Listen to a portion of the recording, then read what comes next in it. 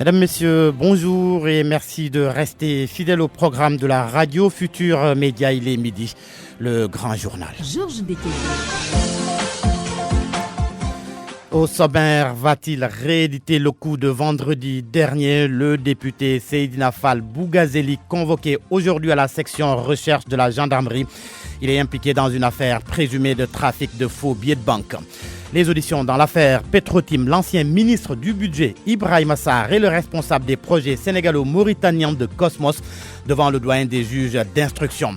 Les questions terroristes et la situation au Sahel, sans doute au cœur du Forum international de Dakar sur la paix et la sécurité en Afrique.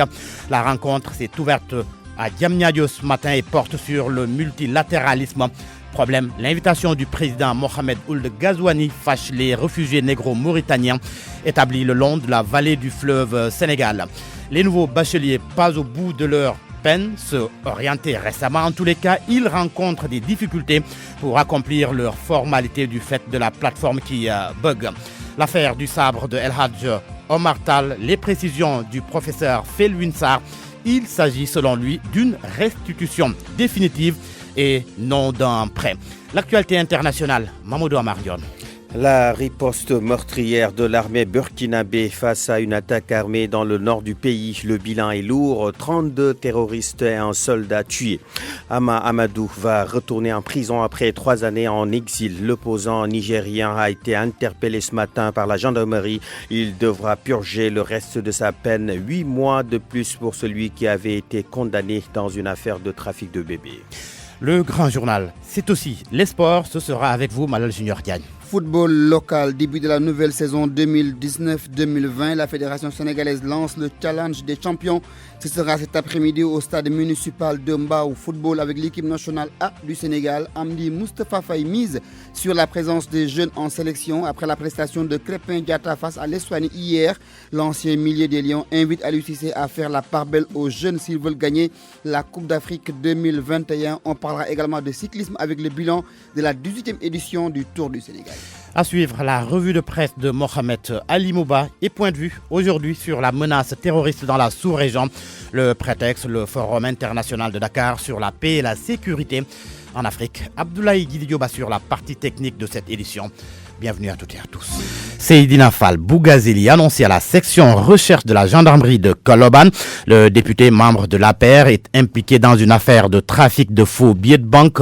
Il n'avait pas déféré à la convocation des enquêteurs vendredi dernier. Seydina Fall Bougazeli a été arrêté jeudi dernier avant d'être relâché sur convocation. Et l'on reparle de l'affaire Petrotim avec les auditions à titre de témoin.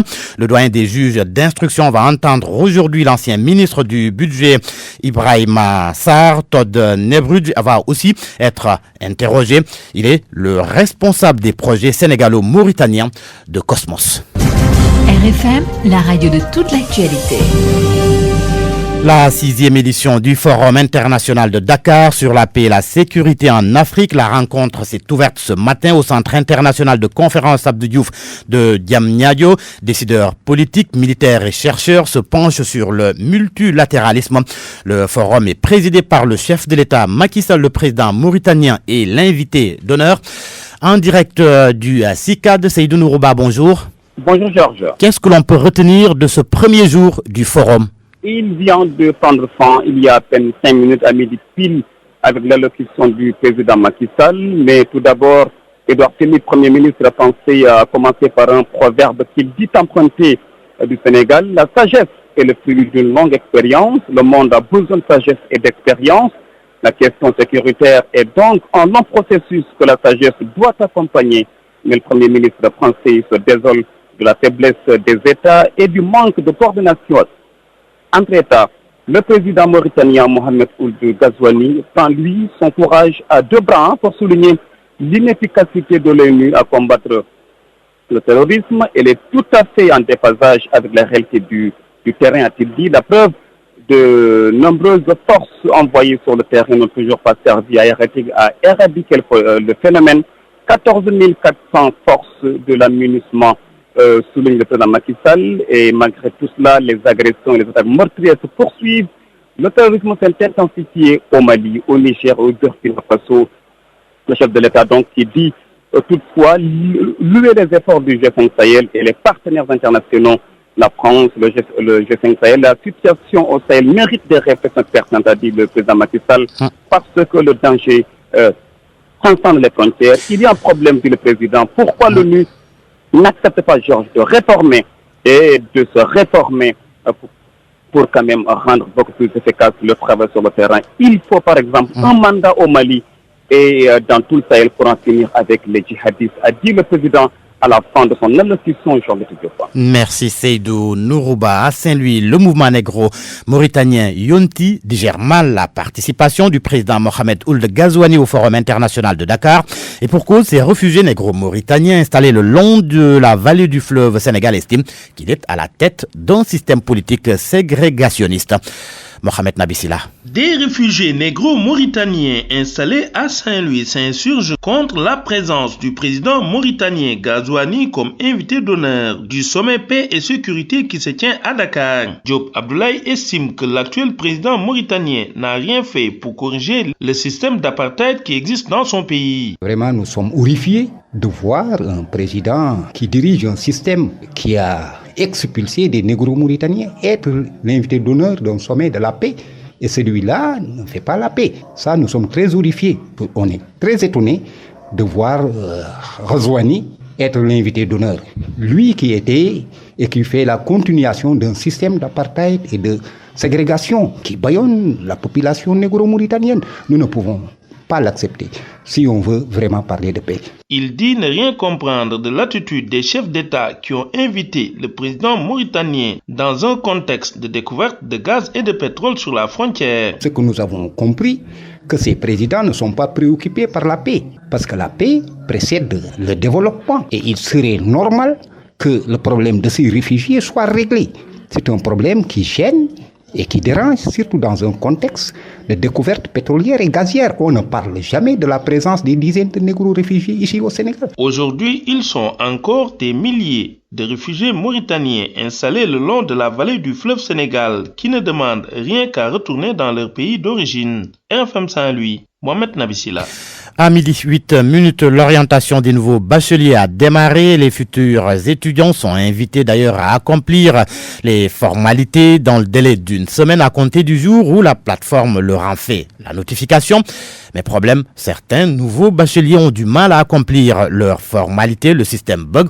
Mohamed Aloumba a rencontré une famille, une mère et son fils désespérés. Le jeune Abdoukarim, on va l'appeler comme ça, vient d'obtenir son bac. Ça fait des mois qu'il attend son orientation à la faculté de médecine, son premier choix, ce qui a été fait le week-end dernier.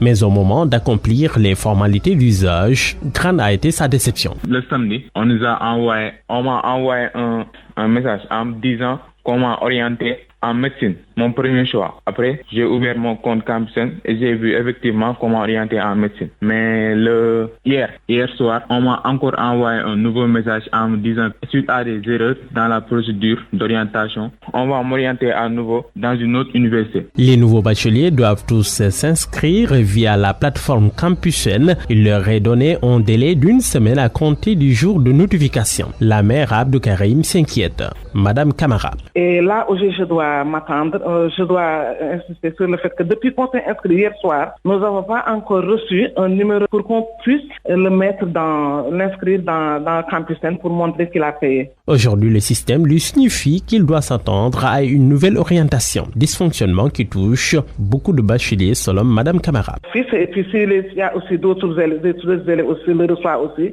ça peut créer des dysfonctionnements alors qu'ils ont donné une date limite d'une semaine pour s'inscrire. Si tu ne le fais pas, donc on donne sa place à une autre personne. Contacté au téléphone, le responsable informatique de Campsen n'a pas encore réagi.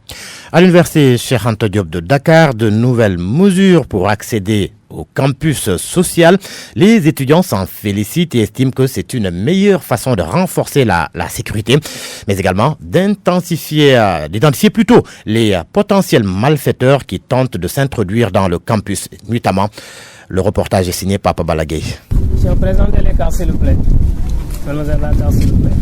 Les pavillons repeints, la sécurité renforcée, l'université Cheikh Anta Diop fait peau neuve. Pour accéder au campus, il faut montrer patte blanche. Désormais, de nouvelles mesures approuvées par les étudiants. Amadou Diop, étudiant à la faculté de droit, estime que cette politique va permettre de sécuriser l'environnement universitaire. Je pense que ça, c'est une belle initiative.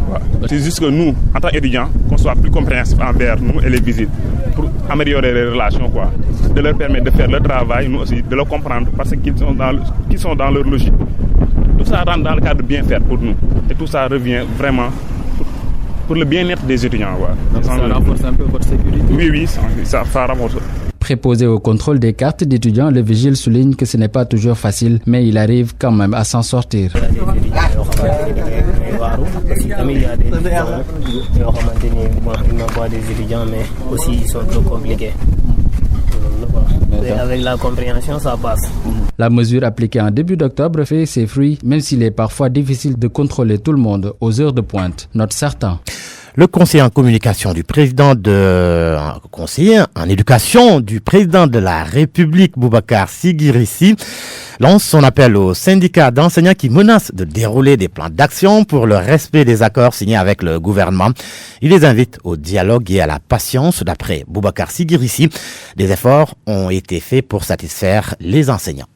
Dire que le gouvernement ne respecte pas ses engagements signés avec les enseignants, c'est une pure rengaine. Mais c'est dans la mission normale des syndicats. La vocation d'un syndicat, c'est de revendiquer, c'est de demander toujours plus, même si on amène la lune. Des syndicats diront certainement que la lune est de telle couleur ne nous plaît pas. Ça, c'est parfaitement naturel.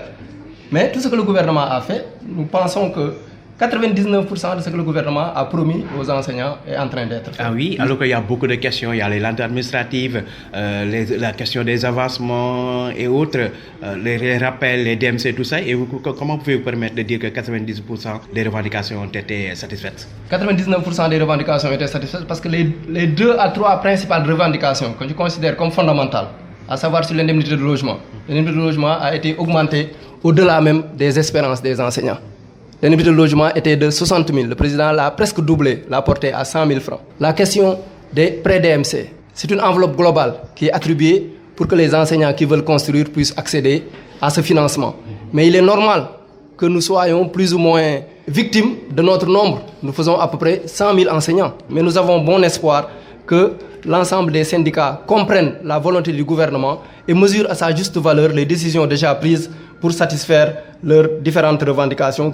Le conseiller en éducation du président de la République, Boubacar Sigirissi, était l'invité de RFM Matin. Les médecins internes en assemblée générale à l'instant à l'hôpital Aristide Le Dantec, ils veulent un statut des internes et leur insertion dans la fonction publique après l'internat. Ces médecins internes comptent tenir un sit-in demain, sit-in qui sera suivi d'un point de presse. La conférence de presse ce matin des responsables du Forum Galien Afrique, elle a vu la participation de la présidente du comité scientifique, Awa Marie Kolsek, des ministres Abdoulaye Diouf Sarr de la Santé et Cheikh Omar Anne de l'Enseignement supérieur, de la Recherche et de l'Innovation. Le Forum Galien Afrique est prévu les 25 et 26 novembre et va être couplé avec le lancement du prix Galien Afrique qui récompense les meilleures recherches scientifiques en pharmacologie et innovation biotechnologique. RFM, l'info, c'est ici. L'info, c'est ici. Une polémique s'est installée après la restitution hier par la France du sabre d'El Hadj Omar Foutiyou Tall. Certains soutiennent qu'il s'agit du sabre de son fils Amadou et non d'El Hadj Omar. Mais pour Cheikh Omar Sy, membre de la famille omarienne, Ahmadou peut avoir hérité ce sabre de son père. L'ancien député plaide pour la restitution de tous les biens omariens. Il est interrogé par El Hadj Ndiogoudien. Cheikh Omar Foutiyou, quand même, si vous parlez d'un général, il n'a pas qu'un seul sabre, il a plusieurs sabres. Donc le sabre avec lequel il a disparu en Bandiagara n'a pas été retrouvé, c'est parti avec lui. Mais pour le reste, si le sabre qu'on a amené et certains polémiques sur ça en disant qu'Amadou ne l'a pas hérité de son père, il peut bel et bien hériter l'un des sabres de son père. Parce qu'après, Amadou a été l'ami de Djourbé. C'est lui qui a pris le flambeau de son père quand son père a disparu dans les falaises de Bandiagara. Il faut aussi préciser que ce dont on parle aujourd'hui, c'est l'héritage omarien qui a été pris par Archenard et amené en France. Donc ce n'est pas le sabre seulement, c'est les manuscrits, c'est beaucoup d'autres choses qui sont parties, c'est les tapis de prière et beaucoup d'autres choses. Ça ne se limite pas au sabre seulement. Donc que cette polémique ait lieu, c'est tout à fait louable. Ça montre que l'homme intéresse les Sénégalais et ce qu'il a eu comme héritage, parce que c'est un héritage africain. Mais je le dis, si c'est le sabre de Amadou peut l'hériter de son père, de toute façon, c'est un bien de la famille omarienne. Mais au-delà de ça, c'est un bien de l'Afrique qu'il fallait restituer, et on l'a restitué. Et aujourd'hui, on peut passer à autre chose. Ça, c'est conformément à ce que l'engagement du président Emmanuel Macron de restituer les biens des Africains. C'est même pas seulement de la famille omarienne. Donc ça, c'est une des étapes et un long combat que le Khalif Tiano Muntagatal a mené de son vivant pour que les biens de la famille omarienne en général soient restitués en Afrique et que ce soit dans des musées et qu'on puisse consulter cela. Et sur cette affaire du sabre d'El Hadj Omar Tall, le professeur Felwine Sarr précise qu'il s'agit d'une restitution définitive et non d'un prêt. Il souligne par ailleurs que le président de la République vient de mettre sur pied une commission chargée de la restitution des objets d'art sénégalais qui se trouvent dans les musées africains. Écoutons le professeur Felwine Sarr au téléphone avec El Hadj Ndiokoudien. Ce n'est pas un prêt, c'est une restitution, c'est un dépôt à terme. En fait, ce qu'il faut comprendre, c'est que dans l'état actuel du droit français, le droit français a mis ce qu'il appelle un principe d'inaliénabilité des collections nationales. Quand un objet entre dans les collections nationales françaises et appartient à l'état français, il ne peut pas être vendu, sauf s'ils sont déclassés. Alors, pour le faire, il faut changer la loi. Et ce que la France fait depuis les années 2000, lorsqu'elle restitue des objets, que ce soit à l'Afrique du Sud, à la Corée, à la Nouvelle-Zélande, elle fait des dépôts à long terme renouvelables. Donc, elle dépose l'objet dans le pays, et puis à chaque fois que le terme du dépôt arrive, il le renouvelle. Donc, ce n'est pas un prêt, parce qu'un prêt signifie retour. C'est un artifice juridique qui permet de contourner la loi et qui permet dans les faits de restituer en sachant que l'objet ne reviendra jamais, puisqu'on renouvellera le dépôt autant de fois qu'il faut, en attendant qu'il y ait une évolution juridique. C'est comme ça qu'il faut le comprendre. Mais au-delà du sabre d'El Hadj Omar, comment le Sénégal doit s'y prendre pour récupérer à tous ces objets d'art qui sont dans les musées français? Le Sénégal doit faire une liste exhaustive et la commission qui doit faire la liste a été créée et le décret a été signé et la commission doit se fonder sur l'inventaire que nous avons fait avec Bénédicte Savoie et choisir un certain nombre d'objets qu'ils vont réclamer à la France par un courrier adressé au ministre des Affaires étrangères par son homologue. Et c'est ça la procédure. Et donc oui, si le Sénégal fait sa liste et envoie sa demande, en principe, d'autres objets devraient lui être restitués. Comme le Bénin, qui attend de recevoir les 26 objets de l'Empire d'Abomey, qui vont lui être restitués le temps qu'il se prépare et qu'il soit prêt à les recevoir. Lancement officiel cet après-midi de la 14e Biennale de l'art africain contemporain. La cérémonie va se tenir à l'auditorium du Musée des civilisations noires en présence du ministre de la Culture. Le Dakar 2020 est prévu du 28 mai au 28 juin. La 14e Biennale va marquer les 30 ans d'existence de l'événement. À midi, 18 minutes, le CNIA, le Comité national interprofessionnel de l'arachide, s'est réuni mercredi pour discuter du prix aux producteurs pour la campagne arachidière. Cette rencontre va réunir les différents acteurs de la filière. Le prix retenu à l'issue de la rencontre sera proposé au gouvernement. Certaines informations font état de la décision du gouvernement de ne pas subventionner le prix de l'arachide cette année. Le taux d'inclusion financière du Sénégal est de 67% en 2018 avec la création de plus de 300 000 comptes bancaires en moins d'une année. Une information du ministre des Finances et du Budget. Abdoulaye Daouda Diallo présidait la semaine de l'inclusion financière dans l'UEMOA axée sur la digitalisation. Il a appelé les États membres à relever certains défis dans le secteur financier, notamment la lutte contre la cybercriminalité. Abdoulaye Daouda Diallo au micro de Amadou Sabarba. Les services financiers via le téléphone mobile ont contribué de manière significative à l'amélioration de ce taux, avec un apport substantiel de 34% en 2010. Au Sénégal, la contribution de ces services à l'inclusion financière ressort à 29,2 en 2018 pour un taux global d'inclusion financière de 67%. Ces défis méritent d'être relevés. Le premier qui me vient à l'esprit est celui du renforcement de la supervision des activités et des acteurs au regard notamment de la forte composante technologique de nouvelles solutions de paiement offertes aux populations. Le deuxième défi concerne l'adaptation l'adaptation continue du cadre réglementaire aux évolutions constantes de l'environnement dans le but de préserver la stabilité du système financier et d'assurer la protection des usagers. La lutte contre la cybercriminalité, le blanchiment des capitaux et le financement du terrorisme constituent le troisième défi. Le quatrième défi a trait au renforcement de l'éducation financière de toutes les couches de la population, notamment celles qui sont vulnérables en vue d'améliorer leur culture financière. Le chef de l'État en Allemagne ce lundi, Macky Sall, va prendre part à la conférence de Berlin sur le compact avec l'Afrique, une initiative lancée par l'Allemagne dans le cadre du G20 pour soutenir l'investissement en Afrique. Selon un communiqué de la présidence de la République, le Sénégal fait partie des pays africains sélectionnés dans la phase pilote de mise en œuvre de l'initiative. Après l'Allemagne, Macky Sall se rend à Ankara pour un séjour privé.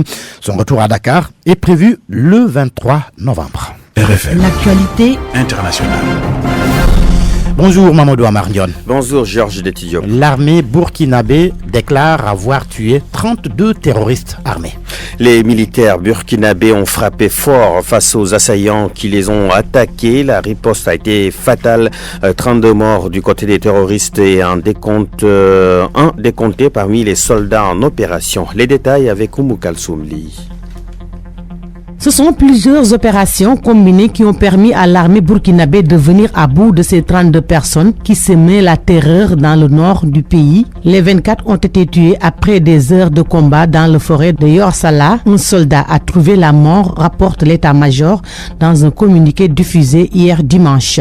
Tout est parti d'une patrouille militaire qui a subi des attaques d'une bande armée dans la province de l'Orum. Nos confrères de BBC Afrique informent qu'à l'issue des violents accrochages, 24 terroristes ont été neutralisés et plusieurs sortes de matériel saisis. Des otages, précisément des femmes, ont été libérés aux mains de leurs ravisseurs qui les utilisaient comme des esclaves sexuels, selon toujours la source militaire.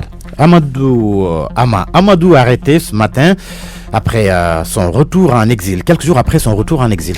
L'opposant nigérien a passé 3 années hors de son pays, mais son retour est pour le moins mouvementé puisqu'il a été interpellé par les forces de sécurité, en l'occurrence les gendarmes. La raison est qu'il lui reste 8 mois de peine de prison à purger. Là-dessus, Gado Oumaro, rédacteur en chef de la radio privée nigérienne Sarawania, est interrogé par Babacar Fall. L'opposant politique s'est présenté très tôt ce matin à la gendarmerie nationale qu'il a convoquée dans l'affaire dite des bébés importés où il lui a été notifié le mandat décerné à lui pour le transfert dans la prison civile de Filengue à quelques 180 km de Niamey. Ce qui explique cette situation, ce transfert ou ce retour de Hama Amadou à la prison de Filengue est la suite logique de la procédure engagée contre lui et qui a amené à sa condamnation à 1 an de prison ferme dans l'affaire dite de bébés importés. Vous vous rappelez, Hama Amadou avait quitté la même prison en 2016 pour des raisons de santé alors qu'il avait déjà passé 4 mois de séjour. C'était après quoi Hama Amadou, qui fut condamné à 1 an de prison, a été attendu par le juge pour purger le restant de 8 mois dans cette affaire. Aujourd'hui, Hama Amadou se trouve depuis quelques heures. Pour rappel, il était rentré au pays suite au décès de sa maman le 23 octobre dernier. Hama Amadou, qui a durant tout ce week-end reçu les condoléances de toute la famille politique nigérienne, majorité comme opposition, qui ont fait le déplacement à son pays, à son domicile. Il faut dire que beaucoup ici s'attendent à une grâce présidentielle dont pourrait bénéficier Hama Amadou, puisque son retour, quoi qu'on dise, qui coïncide avec le décès de sa mère, intervient au moment où la classe politique nigérienne a accepté d'aller dans un dialogue inclusif. Le retour d'exil de Hama Amadou Mamoudou Amardion, c'était vendredi dernier. Le ministre béninois des Affaires étrangères convoque l'ambassadeur du Nigeria à Cotonou. Une convocation qui fait suite à des attaques perpétrées contre des commerçants béninois à la frontière entre les deux pays. Le ministre béninois des Affaires étrangères, Aurélien Agbenonsi, a déclaré sur jeunafrique.com, je le cite, « Le fait pour moi de convoquer l'ambassadeur du Nigeria est l'expression du mécontentement du Bénin ». Fin de citation. Je rappelle que vendredi dernier, beaucoup de magasins tenus par des commerçants béninois ont été vandalisés par des individus armés qui ont investi la frontière entre les deux pays. Un jeune autodidacte de 15 ans crée une voiture autonome en thermomètre et en détecteur de mouvement. Son nom, Cheikh Bamba Diaby, un Sénégalais passionné par la robotique, originaire de Kédougou. Il impressionne déjà son entourage par ses talents de bricoleur, des connaissances qu'il a acquises grâce à Internet. Déjà, le jeune surdoué a réalisé des merveilles, parmi lesquelles un verrou à carte automatique, une voiture autonome, un thermomètre et un détecteur de mouvement, souligne bbcafrique.com. Merci Mamadou Amardion. Parole aux auditeurs. L'actualité, qu'en pensez-vous? Moi, je pense que vous devez. Réagissez dans nos éditions d'information sur l'actualité. Bonjour. Du lundi au vendredi, vous avez la parole sur RFM. Et il sera question de la menace terroriste dans la sous-région, la menace terroriste en Afrique de l'Ouest. Le prétexte, le Forum international sur la paix et la sécurité en Afrique. RFM Sport. Bienvenue Malal Junior Diagne. Merci Georges. La page des sports, l'on parle de la saison 2019-2020 qui démarre cet après-midi au stade de Mbao. Avec le Challenge des champions, une nouvelle compétition initiée par la Fédération et la Ligue professionnelle de football. La première rencontre est prévue à 15h. Teungueth FC va jouer contre l'équipe de Dakar Sacré-Cœur à 17h. L'équipe championne du Sénégal, Génération Foot, fera face à l'US Gorée. Là, il s'agit du football, bien sûr. Oui. Et l'on reste avec le football avec l'équipe nationale qui est sur la route de la CAN 2021. L'on reparle de la deuxième sortie des Lions. Une sortie marquée par une victoire de l'équipe nationale du Sénégal, 4-1, c'était hier devant l'équipe de l'Estonie avec un triplé de Famara Diédhiou, mais également à noter les 3 passes décisives de Crépin Diatta, ce qui a poussé l'ancien international Amdi Moustapha Faye à inviter le sélectionneur national à faire la part belle à la jeune génération si il veut avoir une équipe compétitive capable d'aller gagner la CAN au Cameroun. Amdi Moustapha Faye que nous écoutons. La nouvelle génération qui arrive, mais il est obligé de changer parce que le football se joue en étant jeune. Il y a aujourd'hui la génération de 2019 là, depuis qu'ils sont là depuis en 2012. C'est vrai qu'il veut garder son stature, mais il est obligé de changer, surtout en 2021. J'ai toujours dit quand même que, imaginez en 2021, il y aura une Coupe d'Afrique. Et pour jouer cette Coupe d'Afrique là, il faut jouer 2 championnats. Avant c'était un championnat et demi, maintenant c'est 2 championnats. Certains ne pourront jamais atteindre leurs limites pour jouer 2 championnats et aller jouer en Coupe d'Afrique. J'ai toujours moi plaidé qu'ils puissent prendre des jeunes. Essayer encore. Aujourd'hui, il est obligé de penser à ces jeunes-là. La preuve encore hier, regardez en premier temps, le premier temps qu'on a fait. Il y a une forte pression qui pèse dans cette équipe-là. À cause de qui? À cause de Sadio Mané. Certains joueurs ne se libèrent pas. Ils ont trop de pression pour jouer. Il suffit après qu'il le sort et vous voyez le reste après. Beaucoup sont libérés comme Pape Alioune Ndiaye, comme surtout Crépin Diatta. Ils ont essayé de transmettre la balle le plus rapidement possible plutôt, pour aller en avant. Hier, j'ai vu des centres, et c'est rare quand même que le Sénégal joue comme ça. Et ils ont marqué des buts. C'est ce qu'ils doivent faire tout le temps. Et aujourd'hui, le football a changé. Aujourd'hui, le football a changé, d'où donc l'appel de Amdi Moustapha Faye en direction du sélectionneur national pour faire venir plus de jeunes afin de bien préparer la compétition de 2021, la Coupe d'Afrique, on le rappelle, qui doit normalement se tenir au Cameroun. Cyclisme à présent, le Tour du Sénégal, l'heure est maintenant au bilan. Après la dernière étape qui s'est courue hier sur la corniche ouest de Dakar, les organisateurs de cette 18e édition du Tour du Sénégal tirent le bilan dans ce reportage d'Abdoulaye Diop. Avec plus de 1000 km en 7 étapes et 10 équipes d'Europe et d'Afrique en compétition, la 18e édition du Tour du Sénégal a vu le Rwanda remporter le maillot jaune. Pour le commissaire de course Sadio Sissoko, le défi a été relevé. Par rapport aux autres éditions, je pense que cette année quand même, le challenge a été vraiment vraiment réussi. Sur le plan sportif aussi, vraiment on salue. Et on a assisté à beaucoup d'empoignades, vraiment des situations difficiles. D'ailleurs, tout s'est terminé sur des secondes. Et ça veut dire que vraiment la compétition a été apte. Un avis partagé par le directeur sportif de l'équipe guinéenne, Nabil Keïta. Le bilan dans l'ensemble, c'est bon. Vraiment, la fédération fait le maximum pour que le tour se passe dans les meilleures conditions favorables. Au début, c'était pas du tout facile, mais petit à petit, on cherche à corriger les erreurs parce que tout est OK, quoi. Directeur sportif de l'équipe maillot jaune, le Rwandais salue le niveau des équipes présentes. C'était un tour très bon parce que tu vois, quand on change des maillots d'une équipe à l'autre, c'est-à-dire qu'il y a une sportivité. C'était un tour bien organisé. C'était un tour où il y avait beaucoup d'équipes et que c'était très fort. Tu vois une équipe sénégalaise qui était forte, même s'il n'a pas gagné une étape, mais il était fort quand même. Le Tour est l'unique compétition majeure de cyclisme au Sénégal. Les organisateurs et acteurs appellent les autorités à s'impliquer davantage pour le développement du vélo. JDD, oui. Je viens de franchir la ligne d'arrivée. Mais en tous les cas, loin derrière, le maillot jaune.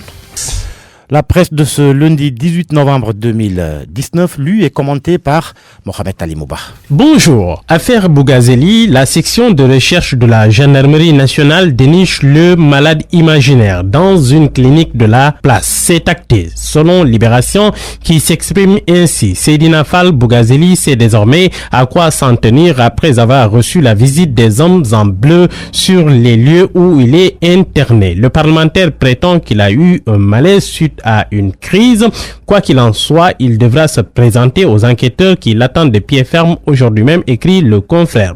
Et Source A est optimiste qui écrit sur la base de sources concordantes que le député apériste a commencé à retrouver la santé des grands jours. Son état de santé s'est relativement stabilisé, ou du moins jusqu'à hier 20h. Le ministre de la Justice en tout cas donne sa parole. Le quotidien lui ouvre ses colonnes. Il dit « L'État a les moyens de remettre Bougazeli à la justice ». Justement, écrit le journal Enquête, c'est désormais au procureur de juger. Selon le code de procédure pénale, seul le parquet peut le contraindre à comparaître. Un Burkinabé a été aussi arrêté. Ils vont tous être déférés aujourd'hui selon le journal. L'Observateur informe que le cas Bougazeli est jugé très sérieux du côté de la majorité présidentielle. La flagrance des faits n'est pas à son avantage et il semble s'enfoncer avec des déclarations controversées, informe une source qui ajoute que tous ces présumés complices l'ont déjà enfoncé. La situation carcérale de Hissène Habré, le sujet revient au devant de l'actualité. C'est parce que Fatima Habré, l'épouse de l'ancien dictateur Kadian, sache encore l'administration pénitentiaire. Dans le journal Vox Populi, elle déroule le récit poignant de la chute de son mari qui se casse le bras. L'administration pénitentiaire refuse son hospitalisation en clinique pour éviter le bruit ou plus exactement le buzz. Fatima Raymond Habré profite de la tribune du journal La Tribune justement pour s'attaquer à la France et autres lobbies étrangers. La convention des cadres républicains, c'était ce week-end. Le chef de la paix, président Macky Sall, y était et il a pris la parole. Et vous vous en doutez, l'endettement du Sénégal, la gestion des ressources naturelles, les vérités de Macky dans le journal Vox Populi. On fera le meilleur endettement possible. On ne s'endette pas pour entretenir des fonctionnaires et des politiciens, a-t-il répondu à ses détracteurs. Suffisant pour que l'observateur y voit le signe d'un énervement. La dette, la question qui fâche. Au forum de la convention des cadres républicains, une petite phrase du président a attiré l'attention du journal Le Quotidien s'adressant à ses camarades. Macky a dit « Je ne serai plus là dans quelque temps ». Pour le journal, Macky fait allusion au troisième mandat quand il l'évoque. C'est avec subtilité comprend qui voudra. Le confrère nous y invite. Et à ce rendez-vous belge marrant, justement, deux absences remarquées, celle de Amadou Ba et d'Abdoulaye Daouda Diallo. Le journal LAS cherche des réponses. La restitution du sabre de la jeune Martal, une paix des braves. Selon Sud Quotidien, la place du sabre, c'est bel et bien ici, a dit Édouard Philippe, le Premier ministre de la France. Mais à ce sujet, il y a polémique. S'agit-il d'une restitution définitive ou d'un prêt? Enquête note qu'il y a un flou artistique sur la question.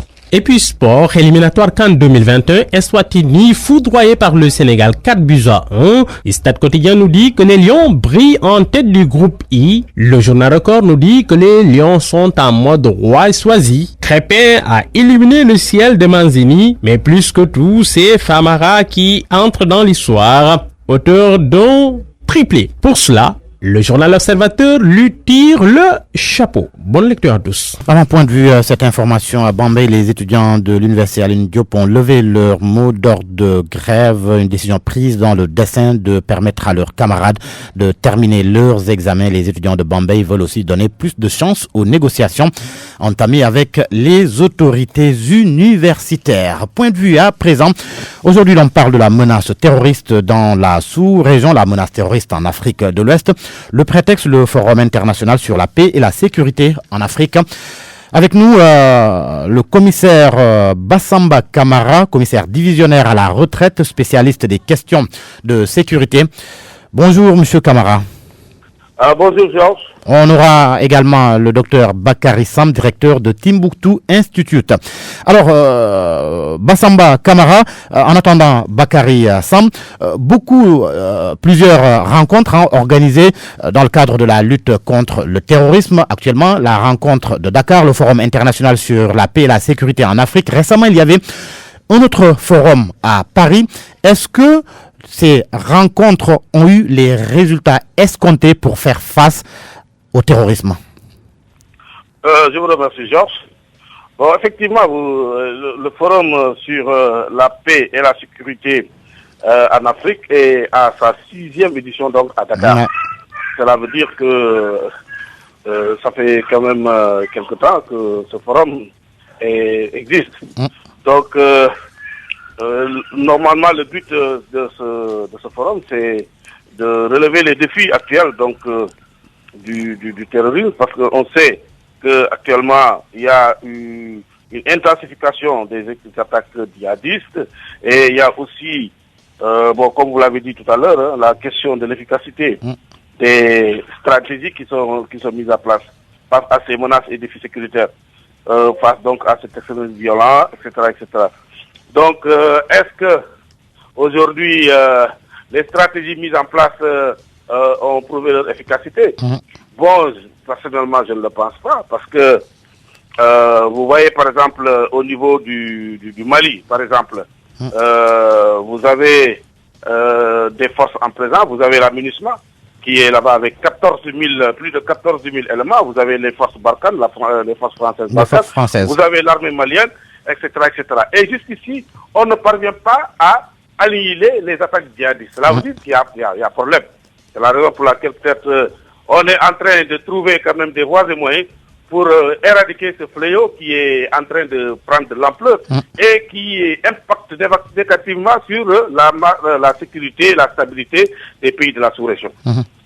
Alors, le professeur Bakary Sam est avec nous. Professeur, bonjour.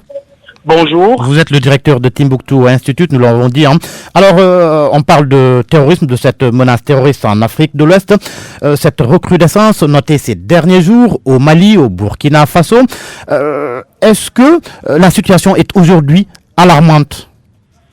Oui, la situation est plus qu'alarmante, d'autant plus qu'en plus du conflit sahélien que l'on voit s'étendre au-delà de son épicentre malien, jusqu'à déborder sur le Niger et le Burkina Faso, il y a aujourd'hui, si j'ose dire, un autre conflit. C'est un conflit de perception du conflit. C'est-à-dire qu'aujourd'hui, il y a un hiatus, un véritable gap entre la conception internationale de la crise sahélienne et les perceptions locales. C'est-à-dire que les populations locales, que j'interroge beaucoup, je travaille sur beaucoup de zones dans les frontières du Niger, Tintabaraden, Guesquerou, Aérou, quand vous discutez avec ces gens, ils vous disent, il y a un paradoxe. Nous vivons de plus en plus dans des mesures sécuritaires draconiennes, encadrées partout par une présence militaire, mais nous vivons de moins en moins en sécurité. Cela pose un véritable problème, et le président l'a dit tout à l'heure, en disant qu'il y a quelque chose qui ne va pas. Et donc je crois que le forum de Dakar devrait être un lieu de diagnostic et de discussion entre ces partenaires africains et leurs partenaires internationaux pour véritablement voir là où se situe le problème, parce que ça ne marche pas.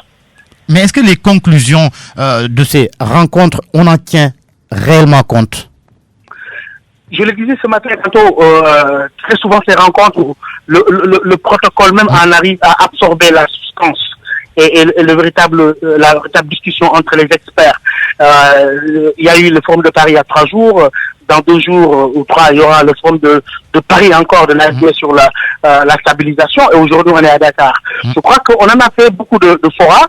Et il est temps de capitaliser. Comment capitaliser? C'est l'échange de bonnes pratiques, mais surtout rompre avec l'approche top-down et arriver à mutualiser et à valoriser les stratégies endogènes, tenir compte de ce que les sociétés, de ce que les communautés font elles-mêmes, et de ne pas être tout le temps enfermés dans des salons et tenir des discours, il est vrai, diplomatiques, mais dont les conclusions ne sont jamais appliquées. Je crois que les forats sont certes utiles pour la rencontre et pour l'échange, mais il faudra aller beaucoup plus loin et regarder les choses de plus près. Mais est-ce que l'on peut s'attendre surtout à cette mutualisation dont vous faites état avec le président mauritanien qui est l'invité d'honneur de ce forum, surtout que le Sénégal ne fait pas partie du G5 Sahel, son prédécesseur n'étant pas favorable à cela. Aujourd'hui, est-ce qu'on peut dire par exemple que les choses vont changer?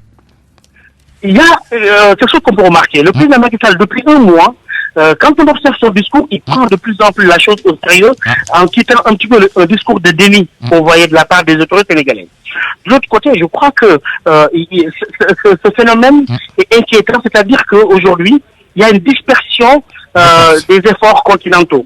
Avec un G5 Sahel qui est là et la CEDEAO complètement dépossédée du dossier terrorisme, et on voit qu'il y a un achoppement entre toutes ces initiatives. Il n'y a pas de coordination. Au moment où les groupes terroristes sont de plus en plus dans une forme de coordination, les partenaires internationaux se dispersent. Et cela donne l'impression d'agenda caché, l'impression d'agenda, en tout cas, loin des préoccupations sécuritaires. Mais je pense que maintenant, ce rapprochement qu'on a pu noter, en tout cas dans le discours entre le président Macky Sall et le président Razouani, pourrait inaugurer une nouvelle ère, si l'on sait que les 2 pays ont des intérêts communs maintenant à sauvegarder, notamment l'exploitation des hydrocarbures. Je pense que peut-être à partir de là, d'autres synergies sont possibles et que un exemple Sénégal-Mauritanie, je pense que déclencherait une autre synergie dans la région qui ne pourrait être bénéfique. Le président mauritanien qui a fait état d'ailleurs d'une inefficacité de l'ONU dans le cadre des stratégies de l'ONU dans le cadre de la lutte contre le terrorisme dans le Sahel, ces stratégies qui seraient plutôt en déphasage avec la réalité du terrain. Alors Boubacar, le commissaire Bassamba Camara, est-ce que un mandat de l'ONU au Sahel ferait l'affaire comme l'a proposé le président Macky Sall? Oui, mais il faudrait que ce mandat, qu'on définisse l'objectif et les contours de ce mandat. Parce qu'un mandat peut être un mandat purement diplomatique ou bien un mandat robuste. Parce que ce qu'il faut aujourd'hui, parce que vous savez aujourd'hui au Mali, vous avez la MINUSMA qui est composée de 14 400 éléments qui sont là-bas et qui apparemment servent peut-être de chair à canon parce qu'ils ne réagissent pas. Parce qu'on a vu l'inefficacité de ces forces. Parce que tous les jours, vous voyez que des éléments de la MINUSMA sont tués et des éléments de l'armée malienne sont tués, etc., etc. Cela veut dire que donc il faudrait vraiment un mandat robuste qui puisse permettre à ces forces donc de l'ONU, à ces forces internationales, de pouvoir réagir efficacement et durement pour annihiler les actions de ces djihadistes. Parce que les djihadistes aujourd'hui, ce qu'il y a, c'est qu'ils sont très bien armés. Ils bénéficient de ressources financières extrêmement importantes parce que, vous le savez, au niveau de cette zone du Sahel, le terrorisme a des connivences avec le trafic de drogue. Justement, c'est là que je voulais en venir d'ailleurs avec ces importantes saisies qui ont été opérées au Sénégal. Est-ce qu'il y a matière à réfléchir davantage? Mais il y a matière à réfléchir parce que comme ce terrorisme violent et ce terrorisme violent a des combinaisons avec donc le trafic illicite de drogue, le trafic des armes, le trafic des êtres humains, la cybercriminalité et les rivalités autour du contrôle de certaines ressources, cela démontre nécessairement qu'il y a vraiment matière sur laquelle il faudra réfléchir. Aujourd'hui, ce qu'il faudrait, il faut vraiment dépasser ces genres de réunions qui me semblent un peu trop diplomatiques, parce que vous savez, le forum est à sa 6e édition, et jusqu'ici, il n'y a pas de résultat. Est-ce que, à l'issue de chaque forum, il y a des évaluations qui sont faites et les enseignements qui sont tirés de ces forums? Là, il y a problème. Cela veut dire que donc il faudrait que vraiment qu'on change de paradigme et que vraiment des stratégies efficaces soient mises en place pour pouvoir vraiment lutter efficacement contre cet extrémisme violent. Parce que ces gens-là, ils n'ont pas de frontières et ils sont très bien organisés. Vous voyez par exemple quand ces forces, enfin ces extrémistes, ces terroristes qui sont constitués autour de Boko Haram, de Moujao, Al-Qaïda, de Ahmi, Ansardine, etc., qui sont regroupés autour de Daesh. De Daesh, justement. Dont la finalité est la création d'un califat. Ça veut dire que ces gens-là sont organisés et ils ont un objectif bien déterminé. Merci. Donc il faudrait vraiment que maintenant qu'on change de paradigme et qu'on change de stratégie pour que pouvoir venir à bout de ce djihadisme. Merci, commissaire Bassamba Kamara, commissaire divisionnaire à la retraite, spécialiste des questions de sécurité. Alors, docteur Bakary Sam, on termine avec vous très rapidement. Question qu'on pose toujours. Est-ce que le Sénégal est menacé? Aucun pays n'est épargné et on le voit dans la prise en charge la prise en charge de cette question dans l'histoire politique au Sénégal est en train d'évoluer. En 2013, lorsque nous avons publié le premier papier là-dessus, en 2015, nous avons vu le déni politique de la part de certains responsables. Aujourd'hui, on voit que le président Macky Sall prend les devants, prend la question en charge et en parle. Et aujourd'hui, le Sénégal s'organise. Cela veut dire que c'est le signe d'un changement d'état d'esprit, mais aucun pays n'est épargné. Il faudrait que le Sénégal évite la situation de Burkina. En 2014, le Burkina Faso avait tout le temps pour mettre en place une stratégie nationale de prévention de l'extrémisme. Il ne l'a pas fait. Ils ont été dans le déni. On a attendu que la situation s'aggrave pour véritablement se réfugier dans le plus sécuritaire qui, hélas, on le sait, dans l'histoire de l'humanité, on n'a jamais vu une Kalachnikov tuer une idéologie. Il faut commencer dès maintenant par l'éducation et la sensibilisation. Et la découverte de pétrole dans tout cela? La force du Sénégal, c'est en même temps sa vulnérabilité. C'est-à-dire que autant tout le monde a intérêt à ce que ce pays reste stable, et que donc tout le monde y est, c'est le seul îlot de stabilité dans l'océan d'instabilité qu'est la région. Le fait que tout le monde s'agglutine au Sénégal aussi en fait une cible de luxe. C'est le jackpot. C'est d'ailleurs expliquerait peut-être que les groupes djihadistes disent que le Sénégal, pour l'attaquer maintenant, ce serait pas très rentable. Il faudrait différer cela, parce qu'ils en ont besoin comme place tournante pour la circulation de leurs biens et de leurs hommes. Mais je pense qu'il faut se mettre dans une double posture de prévention efficace, mais aussi dans une posture aussi de sécurisation des frontières, mais penser aussi à une véritable stratégie nationale de prévention de l'extrémisme qui, je le rappelle, est différent de la stratégie nationale de sécurité. Merci, Dr Bakary Sam, directeur de Timbuktu Institute. Merci à vous également de nous avoir suivis. C'était pour